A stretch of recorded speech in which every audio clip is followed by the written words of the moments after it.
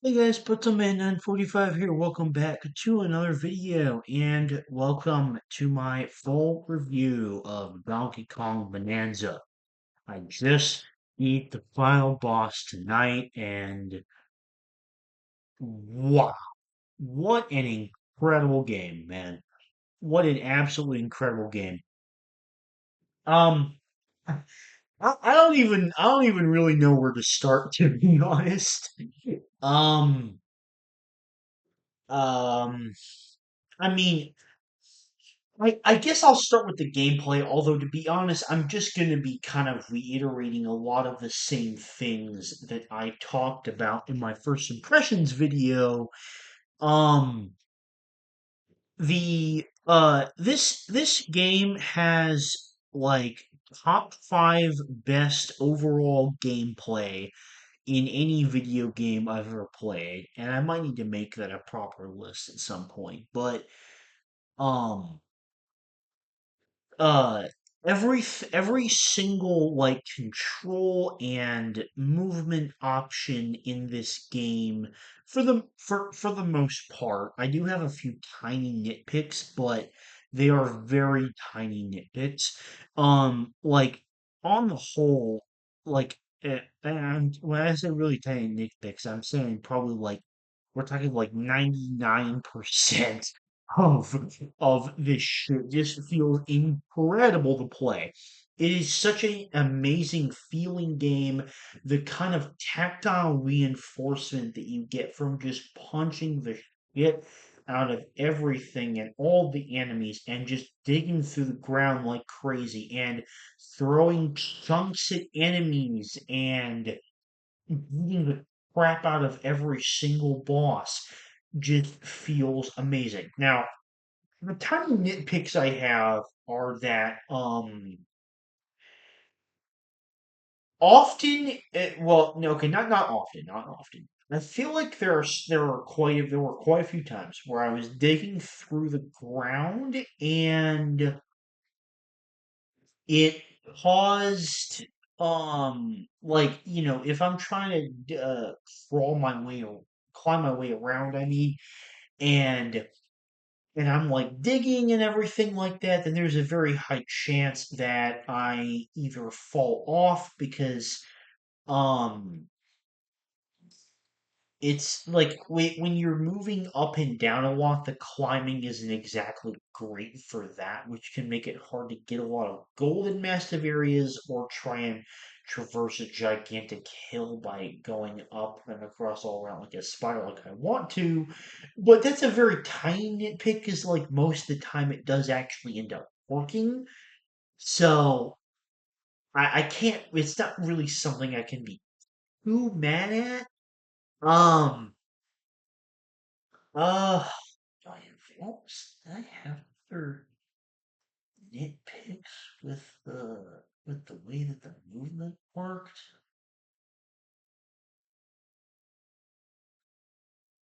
Honestly, no, not really. That's actually kind of my only tiny nitpick that I have with the movement. Otherwise, everything with the way that you move and punch and defeat enemies just feels incredible, and it makes me like never want to put the controller down when I'm playing the game because it just feels so good.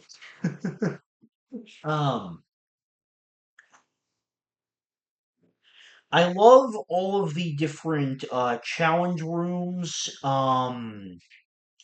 I think that they're a lot of fun, and I actually, for the most part, think I like them better than the sub areas in Mario Odyssey. Um, I will be comparing the games in this video. And I will say out of the gate that for several reasons I do like well, no, I'm not really gonna compare them, but I'm gonna kind of say certain aspects in which I think Bonanza is better than Mario Odyssey, but I'm not gonna go like kind of down a full list and compare them because I don't really want to do that. But I think that Bonanza is overall a much better game. Um, Part of that is to do with the sub areas. The collectibles, I love Bonanza's collectibles. I don't really have a preference for that or power moons though, but I think bananas are a really fun collectible, and I really like the other kinds of collectibles that you can get in this game. Obviously the gold, but also the bananium chips and the fossils are also just fun to collect, even if I'm not actively looking for those as much as say the bananas. And there's also the occasional music disc which you can find, which I also really like.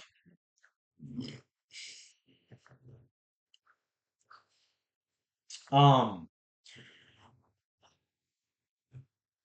I think in terms of the exploration and searching for bananas, I'd say that's pretty damn equal between both games. Both games do it very, very well, and Bonanza especially. The exploration in Bonanza is so good because not only does it just feel awesome to kind of discover a banana by just like smashing through all the ground, which makes that part of it feel very, very rewarding. Um, but there's also the aspect of um, like looking everywhere and just having your eyes so keenly alert. And as a result, I'm very satisfied with the amount of bananas that I found. It's obviously nowhere close to the total of 777 in the game, but not counting the ones that I'll get from the post game, um then because was before I finished playing, I completed like the special Kong Bananza challenge. So I think if you exclude that, I don't. Uh, the exact number, I'm gonna say it's like 465. It might be a few less than that, but it's between like 460 to 465, which me personally, that is an amount that I am extremely satisfied with considering that was like just in the main story and base game. I'm very happy with the amount of moons I managed to collect.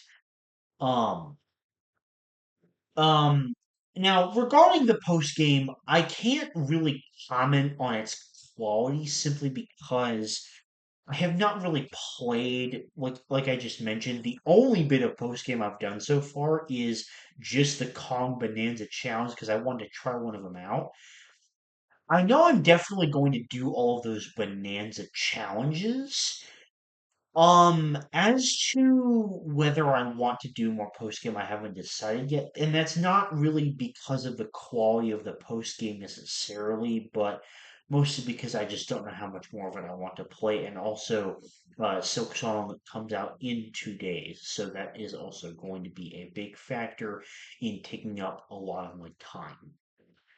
Um,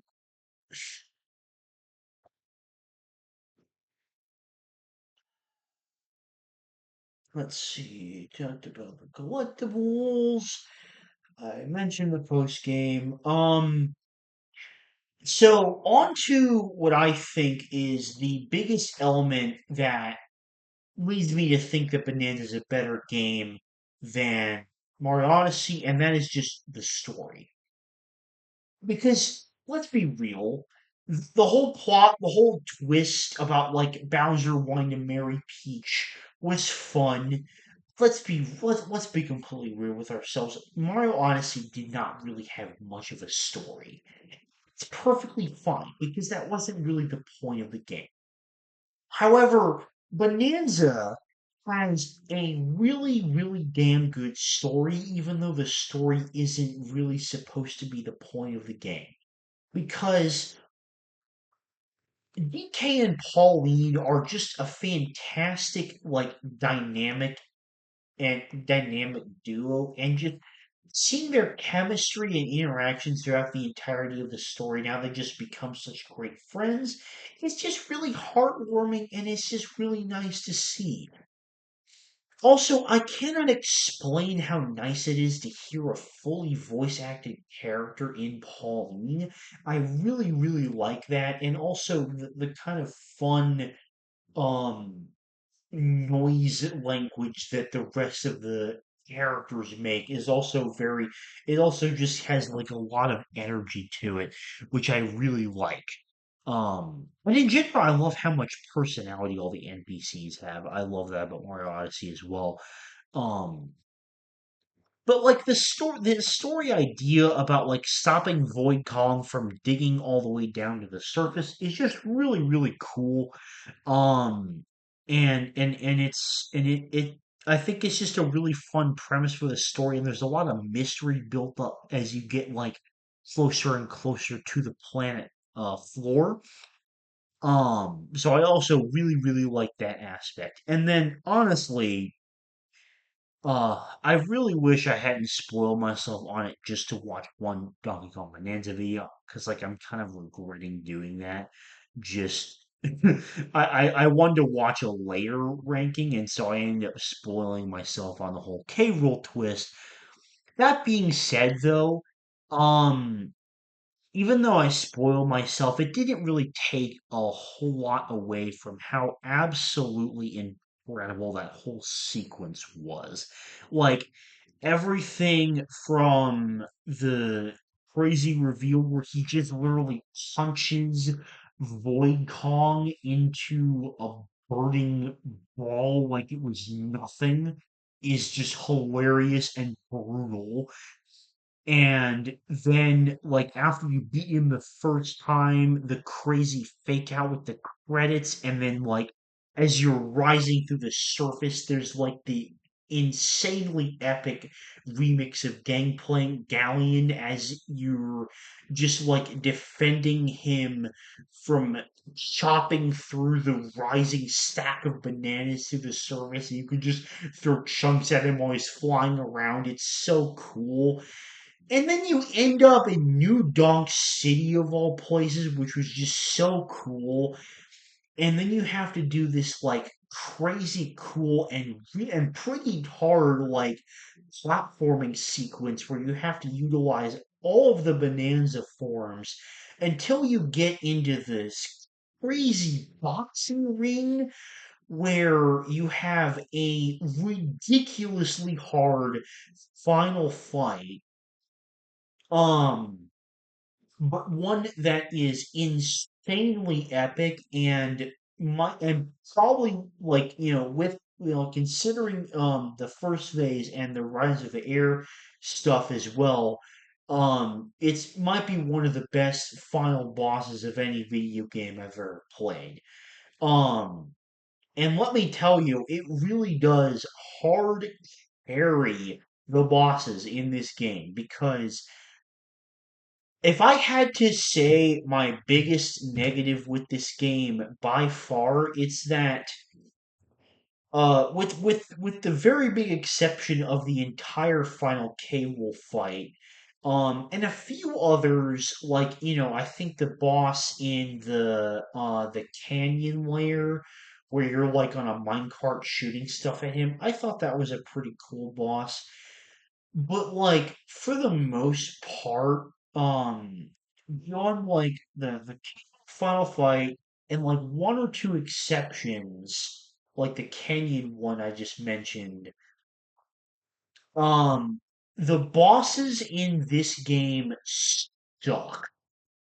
The bosses are they're either way too hilariously easy, or they are just infuriating to fight because they are just horribly designed, and it's just an absolute pain. Like I'm gonna give an example for both of these. Like for the easy fights, like just any of the fucking common enemies that you can hunt through in literally 10 seconds. This is especially a problem in the earlier layers. There's a lot of bosses and mini bosses which are just like servants of Grumpy Kong or something that are just insanely easy to defeat. And then there's like a poorly designed boss fight, which, the first like kind of prime example that I would think of for this is the first Void Kong fight because the way that you that's designed and like just the cluttering of all the elements as you're like crossing lava and all this shit. It's like the tight platforms on the divide layer. Like I don't think either Void Kong fight is very well designed, but at least with the second one, there's a lot more challenge to it in terms of like not being able to use your Bananza forms, and I think it's just kind of designed a bit better. But like the first Void Kong fight is just kind of shit because of the way that it doesn't mix very well with the Divide layers platforming. Um, So I would definitely say if I had to pinpoint the biggest negative in the game, I would definitely say the boss fights because they're either way too easy or they're horribly designed, with a few exceptions, of course. Um Now, one last thing that I did want to talk about, which I can I'm surprised I didn't mention in my first impressions video, although I mean, I didn't uh I hadn't played through as much of the game at that point, so I guess it's not um that surprising. But um what I wanted to talk about were the layers in Kong Bonanza because every single layer in this game is just amazing. There is so much creativity and awesome ideas put into every single layer in this game that it just makes every single one an absolute blast to explore. Um, and what I figured I would do is I'm gonna rank all the layers right here in the video. Um, and I'm gonna talk about each of the layers um as I go. So this is going to be completely on the spot, so I might take a while to think. But I think in last place, I'm probably gonna put the junction because it's a very short layer, and it's also where the first crappy Void Kong fight takes place, and it's just not very fun. Um, and then above that, I would put the divide because it's a pretty basic layer that it just kind of serves as a way to pick either the freezer layer or the forest layer. Um, and then I would probably say Ingot Isle just because you're not there for very long and it's just not as interesting of a layer. Because it's like the very first one, and it's got some cool scenery and whatnot, but the point is not exactly to stay there very long. Um, and then I would say the racing layer, just because the only thing that you do there is literally just the racing mini game, which I thought was just kind of okay. I wasn't the hugest fan of it. It was just fine. Um, And then I would say the hilltop layer just because that one doesn't have as much. And then after that, I would say probably how do you say the hilltop layer? I can't remember if I already said the hilltop layer. If I haven't already said that, then that one. Above the hilltop layer, I would say the resort layer. I think the resort layer is a lot of fun, but it's also kind of basic. But I do really like the aesthetic to it. And then after that, I would put the feast layer because the whole theming of food around it, just like the Luncheon Kingdom and My Odyssey, is just really creative, and I'm quite a big fan of it, even though it's basically just a final break type area until you get to the Forbidden Layer and the planet core. Um, and then right above that I would put the groove layer because the whole it's basically just a gimmick for rescuing Pauline in the story, but I do really like the idea that you're like finding the music for the layer and the challenges are pretty fun and it's very doable without your bonanza forms. And I was kind of surprised how little I ended up missing them during that section of the game, which I think just means it was really well designed. Okay. After that, I think I would probably put the Forbidden Layer because it's really cool and mysterious, and I really like a lot of the mechanics that are introduced in this layer that come back later in the game. And then above that, I would put the Lagoon layer because it's a really nice, it's basically like Cascade Kingdom to Mario Odyssey. It's a really nice, like, beginning layer that has a lot of nice vibes. You get your first Bonanza form here. The monkeys are cool NPCs. It's just a very fun, lively place.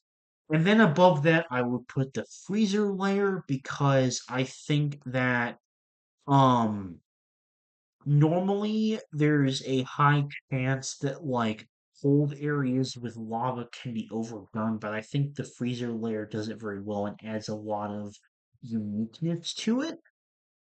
And then above that one, I would put the forest layer because it was really fun to explore around the trees, but the poison did get pretty annoying after a while. And then above that, I would put the canyon layer, which is the first, like, really, really big one that you get to explore, and it was really cool, because it was just absolutely massive, and it's just really fun to go around and just explore everything in that layer. Um, then above that one, I would probably put the let's see. I probably put the Tempest layer above that because I love the theming of it. The idea of it being kind of like this weather infested area is really fun. And I think the elephants are probably my favorite like NPC type in the game of all the different animals that show up and stuff. Um Then above that, I would put the Radiance layer because there is a lot of really cool mechanics that is introduced in Radiance layer, and the Radiance layer is also huge. Like, I might have spent the most time in the Radiance layer because, or some of the most time in the Radiance layer out of all the layers because it was just absolutely massive. There was so much stuff to do. It is really cool. A lot of people might not have it this high, but above the Radiance layer, I would put the Landfill layer as my second favorite. Just because, like, I love the idea of just this empty space that you can just dig all around in, and I think it literally makes use of all the game's mechanics perfectly. And of course, number one is the planet core because you know it's the final area and you go through a lot of really cool challenges there, which I'm a really big fan of. So um yeah, I think that is probably my ranking of the layers. Um And one more other thing that I did want to talk about, I didn't really talk about in the gameplay section. I absolutely love the skill tree system. I don't think I even mentioned this in my first impressions video, but the skill tree system is amazing. The way that you can collect the bananas and use those as skill points to upgrade certain abilities, it is such a satisfying sense of progression, and it only further heightens my opinion of the overall exploration in the game. Um, but yeah, I think that that is all of my thoughts on Bonanza overall. This game is absolutely incredible, and it is a wonderful way to be starting off the Switch 2 generation. If you have not bought Donkey Kong Bonanza yet and you have a Switch 2, I would say absolutely get it. It is an incredible game. And if you have not bought a Switch 2 yet, then I can definitively say that, like, even over Mario Kart, Donkey Kong Bonanza is a reason to buy the Switch 2 if you have not done so yet. Um, but yeah, that's it for now. I don't know where it ranks in my top 20 video games. That is another list that I need to update because it's even the last time I made a video games top 10. Oh my god, was that really the last time I made one? Jeez. Wow. Okay. Apparently, the last time I made a video games top 10 was back in January of 2023. So that list is definitely going to be one that comes sooner rather than later. Um, because there's a lot of other games that I've played this year, like Rebirth and Metaphor and Oblivion, which I need to also consider how they fit into that list. Although I might wait till I finish Silksong because that's going to be so peak, and I'm so excited for that. But yeah, bye Donkey Kong Bonanza. Thank you for watching my review, and comment below what you thought of it. And yeah, thank you very much for watching, and I'll see you later. Bye bye.